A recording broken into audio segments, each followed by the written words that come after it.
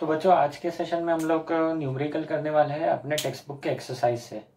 तो chapter number 1 rigid body dynamics या फिर सिंपली रोटेशनल डायनामिक्स, उसका एक्सरसाइज का क्वेश्चन नंबर है 12। तो क्वेश्चन क्या है पढ़ते हैं and then we will solve the question. So question ऐसा है, somehow an ant is stuck to the rim of a bicycle wheel of diameter 1 metre. तो एक बाइसिकल व्हील है, यहाँ पर बनाते हैं साइड में, एक बाइसिकल व्हील है समझो, है ना, और आप एक एंड हो, आपको ही चिपकाएंगे इस पे। तो ये एक छोटा सा एंड है, यहाँ कहीं तो चिपका हुआ है, बेचारा अटक गया यहाँ पर, ठीक है। और ये जो एंड है बच्चों, ये उस व्हील पर चिपक चुका है, किसी तरह से अटक गया वहां पर, पता नहीं क्या हुआ। The bicycle is on central stand, ठीक है। तो बाइसिकल मैं पूरा नहीं ड्रॉ कर रहा हूँ, तो ऑब्वियसली सेंट्रल स्टैंड पे है, तो we can easily rotate this wheel. The wheel is set into rotation and it attains, अच्छा व्हील का डायमीटर 1 मीटर है, यहाँ डायग्राम में बना लेते हैं। 1 मीटर का डायमीटर है बच्चों, ठीक है। It attains a frequency of 2 revolution per second in 10 second. तो 10 सेकेंड के टाइम में इसने फ्रीक्वेंसी कितना अटेन कर लिया, इसने फ्रीक्वेंसी अटेन कर लिया 2 revolution per second. Initial frequency 0 होगा, obviously it starts from rest, so initial frequency n1 will be 0 revolutions per second and final frequency will be 2 revolutions per second in 10 seconds with uniform angular acceleration. Alpha जो है ये constant है इस situation में, so this alpha is constant, कुछ तो होगा, निकाल सकते हैं हम लोग, निकालेंगे बाद में। Calculate number 1 number of revolutions completed by and in these 10 seconds, ठीक है। उसने 10 सेकेंड में कितने रिवोल्यूशंस कंप्लीट किए एंट ने, ठीक है, ये हमें फाइंड करना है। Number 2 time taken by it for first complete revolution and last complete revolution. तो एक पहला जो रिवोल्यूशन हुआ उसमें कितना टाइम लगा बच्चों, और लास्ट वाले रिवोल्यूशन को कंप्लीट करने में कितना टाइम लगा, ये दो चीजें हमें यहाँ पर फाइंड करनी है, ठीक है। बहुत ही ईजी एग्जाम्पल है, तो हम लोग एक एक चीजें फाइंड करेंगे। यहाँ पर बच्चों हमें पूछा है what will be the number of revolutions completed by this and in 10 second. तो 10 सेकेंड में ये कितना रिवोल्यूशन कंप्लीट करेगी ये पूछा है, ठीक है। सबसे पहले चीज यहाँ पर ये जो मोशन हो रहा है it is under constant angular acceleration alpha, so we don't have value of alpha, तो वो पहले निकाल लेंगे। तो अल्फा का बच्चों फॉर्मूला क्या है, alpha is omega 2 minus omega 1 upon t, है ना। अब यहाँ पर ओमेगा नहीं है, we have value of n1 and n2, so what we will write here, we will write it as 2 pi omega को लिख सकते, we can write omega is 2 pi n, तो ये हो जाएगा 2 pi n2 minus n1, मैंने 2 pi common ले लिया है, divide by t, we will put the values 2 pi n2 कितना है, फाइनल है 2 रिवोल्यूशन था, है ना, 10 सेकेंड के एंड पर, और स्टार्टिंग में वो रेस्ट पे था तो 0 अपॉन 10 सेकेंड लगा था total, so this will be 4 pi by 10 radian per second square, this is alpha, okay. तो अल्फा हमारे पास आ चुका है। अब हमें ये नंबर ऑफ रिवोल्यूशंस फाइंड करना है। तो सिंपल लॉजिक ये है कि अगर एक रिवोल्यूशन कंप्लीट होता है तो एंगुलर डिस्प्लेसमेंट थीटा होगा 2 पाई रेडियन। अगर 2 रिवोल्यूशन कंप्लीट होता है तो यहाँ पर नंबर ऑफ रिवोल्यूशन 2 से मल्टीप्लाई करेंगे। 10 रिवोल्यूशन कंप्लीट होता है तो नंबर ऑफ रिवोल्यूशन 10 से मल्टीप्लाई करेंगे। n रिवोल्यूशन होता है तो नंबर ऑफ रिवोल्यूशन कंप्लीटेड हो जाएगा n। तो फॉर्मूला बन गया theta equal to 2 pi n। So from this हमें थीटा की जरूरत पड़ने वाली है, ठीक है। So first we will find theta. Now angular displacement in 10 second, 10 second में बच्चों उसका एंगुलर डिस्प्लेसमेंट कितना हुआ ये फाइंड करेंगे। तो angular displacement in 10 second will be theta equal to, अपना फॉर्मूला लगाएंगे kinematical equation, omega 0 t plus half alpha t square, है ना, काइनेमेटिकल इक्वेशन लगाया है। अब यहाँ पर इनिशियल है, एंगुलर वेलोसिटी है 0 क्योंकि फ्रीक्वेंसी 0 है, तो ये टर्म गया, तो बचा क्या अपना हाफ बचा, अल्फा भी निकाला था 4 पाई बाय 10 और टी टाइम 10 सेकेंड है, 10 सेकेंड की बात चल रही है सारी। कैलकुलेट करेंगे इसको तो कितना आ जाएगा, देखो यहाँ पर, तो ये आ जाएगा अपना थीटा इक्वल टू 1/2, यहीं पर कैलकुलेशन कर लेते हैं। ये 10 का स्क्वायर हो जाएगा 100, ये 10 से कट होके यहाँ 10 बचेगा, यहाँ पर 2 हो जाएगा 2 पाई इंटू 10 इज 20 पाई, तो आंसर आ जाएगा 20 पाई। दिस इज योर थीटा, है ना। थीटा कितना आ जाएगा बच्चों, थीटा विल बी 20 पाई। अब अपना फॉर्मूला क्या लगाएंगे, थीटा इक्वल टू क्या होता है बच्चों, theta is 2 pi n, where n is number of revolution, और we can write number of revolutions, number of revolutions is equal to क्या लगाएंगे, number of revolutions is equal to theta upon 2 pi. तो theta है मेरा 20 pi divide by 2 pi, तो ये हो जाएगा 10 रिवोल्यूशंस। तो उसने कितने रिवोल्यूशंस कंप्लीट किया है, इन 10 सेकेंड इट कंप्लीटेड 10 रिवोल्यूशन। इसका मतलब ये नहीं है बच्चों कि हर रिवोल्यूशन 1 सेकेंड में हुआ है, लेकिन टोटल रिवोल्यूशंस 10 हुए हैं। ठीक है, अगले पार्ट में हमको पूछा है बच्चों कि फर्स्ट रिवोल्यूशन को कितना टाइम लगा, लास्ट रिवोल्यूशन को कितना टाइम लगा, ये भी हमको पूछा है। ठीक है, ऑब्वियसली उसका स्पीड बढ़ रहा है, मतलब फर्स्ट रिवोल्यूशन में वो स्लो घूम रहा था, सो फर्स्ट रिवोल्यूशन का टाइम ज्यादा होगा। लास्ट रिवोल्यूशन में वो टॉप स्पीड पे होगा, तो उसका ऑब्वियसली लास्ट रिवोल्यूशन का टाइम कम होगा। So we have to find time. ठीक है, तो इतना नोट डाउन करो, फिर टाइम कैलकुलेट करेंगे। अब हमको निकालना है बच्चों time required to complete 10 revolution, first revolution. ठीक है, हमने 10 रिवोल्यूशन का टाइम निकाल लिया है।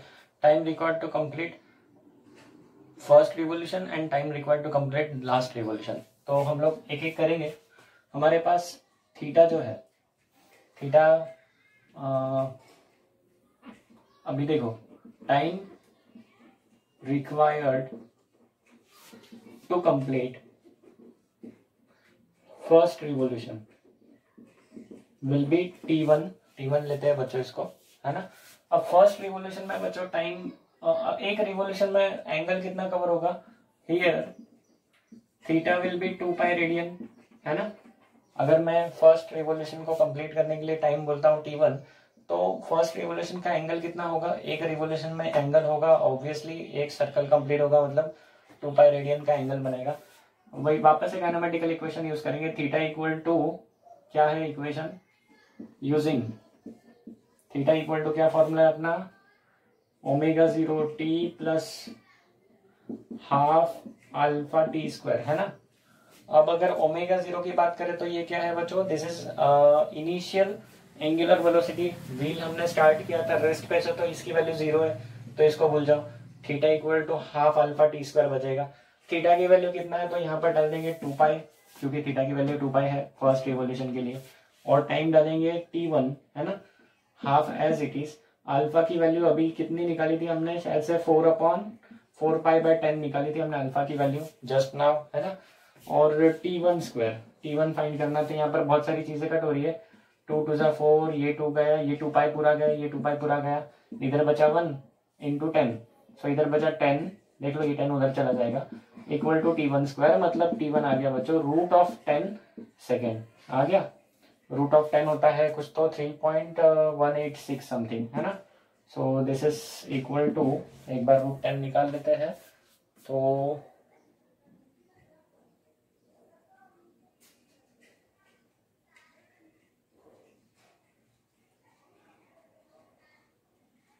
स्क्वायर रूट आता है 3.1622, 3.1622, तो हम लोग 3.162 याद रखेंगे। सो उतने सेकेंड्स में उसने फर्स्ट रिवोल्यूशन कंप्लीट किया। ऑब्वियसली ये ज्यादा टाइम है ना, लास्ट रिवोल्यूशन कम टाइम में कवर करेगा। अब हमें पूछा है कि लास्ट रिवोल्यूशन कितने सेकेंड्स में उसने कवर किया। ये वाला पॉइंट क्लियर है कि फर्स्ट रिवोल्यूशन उसने कितने टाइम में कवर किया, तो फर्स्ट रिवोल्यूशन कवर करने में उसे लगा 3.162 सेकेंड या फिर रूट ऑफ 10 सेकेंड। ठीक है, तो ये स्टैंडर्ड प्रोसीजर, सेम प्रोसीजर से हम लोग लास्ट सेकंड का भी टाइम निकालेंगे। तो लास्ट रिवोल्यूशन में कितना टाइम लगा, तो सोचो टोटल रिवोल्यूशन हुए 10, तो 9th रिवोल्यूशन के लिए लेट अस से यहाँ पर क्या करता है, ये इरेज कर देते हैं, let time required to complete 9 revolutions be T9 बोल रहा हूं बच्चों मैं इसको, 9 रिवोल्यूशन के लिए क्या है T9, and time required to complete 10 revolutions is T10 जो कि 10 सेकेंड है, क्योंकि हमने ये पहले ही निकाल लिया था कि 10 रिवोल्यूशन के लिए कितना टाइम लग रहा है, अभी हमने स्टार्टिंग में फाइंड किया था, and the answer was 10 second. अब हमें 9 रिवोल्यूशन के लिए पता नहीं है, लेट अस से 9 रिवोल्यूशन के लिए कुछ एक्स टाइम आ रहा है, तो 10 रिवोल्यूशन का 10 सेकेंड है, 9 रिवोल्यूशन का लेट अस से कुछ तो आ रहा है, तो दोनों को माइनस कर देंगे तो हमें मिल जाएगा कि 9th रिवोल्यूशन से 10th रिवोल्यूशन, मतलब लास्ट रिवोल्यूशन करने में कितना टाइम लगा, सो टी लास्ट मिल जाएगा। सो टी लास्ट रिवोल्यूशन के लिए लगने वाला time will be T10 minus T9। ये फॉर्मूला बना, यहाँ पर दिमाग में बैठा। अब ये फॉर्मूला यूज करके हम लोग फाइंड करेंगे, लेकिन इसके लिए हमें चाहिए T9। सो अब हम लोग फाइंड करेंगे, टू फाइंड T9। 9 रिवोल्यूशन के लिए थीटा कितना होता है बच्चों, एक रिवोल्यूशन में होता है 2 पाई, तो 9 रिवोल्यूशन में होगा 9 इंटू 2 पाई रेडियन। सही बात है, एक रिवोल्यूशन में थीटा कितना होता है 2 पाई, तो 9 रिवोल्यूशन में theta is 9 into 2 pi radian. So 9 into 2 pi radian, this is theta. Formula वही यूज करेंगे, theta equal to omega 0 t plus half alpha t square, kinematical equation use करेंगे। Theta डालेंगे 9 into 2 पाई, है ना। Omega 0 0 है, starting में rest पे था, तो बचा हाफ, अल्फा है अपना 4 पाई बाय 10। टी का वैल्यू बच्चों कितना है, तो हमें यहाँ पर टाइम जो है दिस इज T9, है ना, 9th रिवोल्यूशन का जो हमें फाइंड करना है, तो ये वैल्यू हमारे पास नहीं है। सिंप्लीफिकेशन कर लेते हैं, ये हो गया 2 2 जा 4, ये 2 पाई और इधर का 2 पाई कट हुआ, 9 इंटू 10 हो जाएगा 90 इक्वल टू T9 का स्क्वायर, मतलब T9 आ जाएगा रूट ऑफ 90, है ना। रूट ऑफ 90 मतलब कितना हो जाएगा, ये हो जाएगा 9 इंटू 10, 9 का रूट हो जाएगा 3 और रूट में बचेगा 10, रूट में 10 मतलब हो गया 3 इंटू कितना था, रूट ऑफ 10 वॉज 3.1 कितना था, 126 था शायद से, 3.162। ये लर्न कर लो, वैल्यू तो ज़्यादा अच्छा रहेगा। So root of 10 is 3 into 3.162, तो ये मल्टीप्लीकेशन करके जो आएगा वो आ जाएगा T9। अभी हमें क्या करना है, यहाँ पर डालनी है वैल्यू, तो इसी के बाजू में यहाँ पर सॉल्व करते हैं, है ना। वैल्यू क्या है, ये अपनी टी लास्ट सेकेंड के लिए T10 था 10 सेकेंड, है ना, माइनस T9 कितना था, तो इन दोनों का मल्टीप्लीकेशन कर लेते ओरली। 3 2 6, 3 6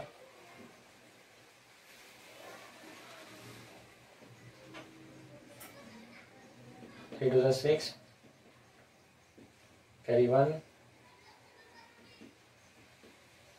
4 नहीं, ऐसा कुछ तो आ रहा है, सब्ट्रैक्शन भी कर लेता है, तो ये इसको वर्टिकली करेंगे, 10.000 माइनस 9.486,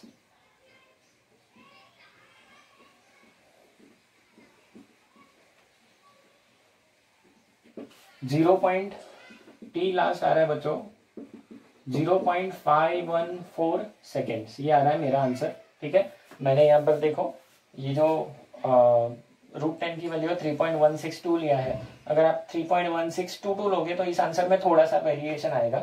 तो अपने टेक्स्ट बुक का आंसर है बच्चों 0.5132 आता है, हमारा 0.514 आ रहा है, क्लोज आ रहा है। अगर ये वैल्यू 3.1622 लोगे तो ये आंसर आ जाएगा 0.5132 सेकेंड्स। तो ये इस तरह से इस क्वेश्चन को सॉल्व करना था। ठीक है, अगर क्वेश्चन का सोल्यूशन समझा है, अच्छा लगा है, तो मुझे कमेंट में बताइए। अगर इसमें कोई डिफिकल्टी आ रही है कि भाई ये सॉल्यूशन इस तरह से क्यों किया या फिर ये स्टेप कैसे आई, तो चैट बॉक्स में डालिए, कमेंट बॉक्स में डालिए और फिर मैं आपको उसका भी आंसर बता दूंगा। ठीक है, तो आज के इस लेक्चर में इतना ही है, अगले लेक्चर में हम लोग अगला एग्जाम्पल करेंगे। ठीक है, तो यहाँ रुकते हैं, चलो बाय बाय, गुड नाइट।